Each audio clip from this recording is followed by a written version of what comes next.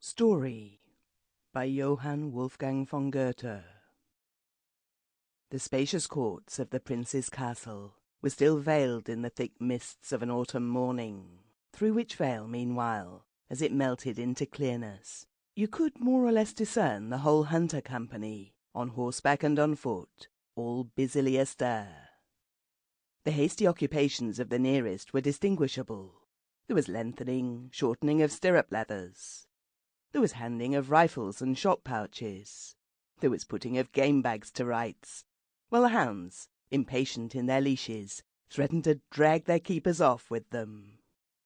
Here and there, too, a horse showed spirits more than enough, driven on by its fiery nature, or excited by the spur of its rider, who even now in the half-dusk could not repress a certain self-complacent wish to exhibit himself.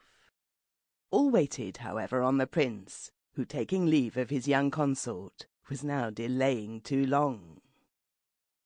United a short while ago, they already felt the happiness of consentaneous dispositions.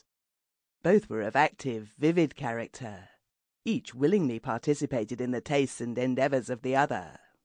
The prince's father had already, in his time, discerned and improved the season, when it became evident that all members of the Commonwealth should pass their days in equal industry, should all, in equal working and producing, each in his kind, first earn and then enjoy.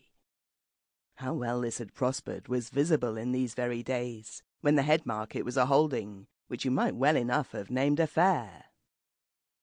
The prince, yestereven, had led his princess on horseback through the tumult of the heaped-up wares, and pointed out to her how on this spot the mountain region met the plain country in profitable barter.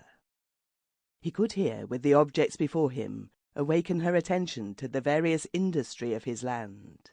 If the prince at this time occupied himself and his servants almost exclusively with these pressing concerns, and in particular worked incessantly with his finance minister, yet would the hunt-master too have his right, on whose pleading the temptation could not be resisted to undertake, in this choice autumn weather, a hunt that had already been postponed, and so for the household itself, and for the many stranger visitants, prepare a peculiar and singular festivity.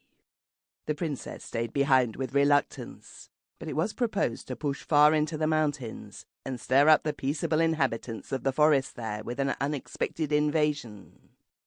At parting, her lord failed not to propose a ride for her, with Friedrich, the prince-uncle, as escort.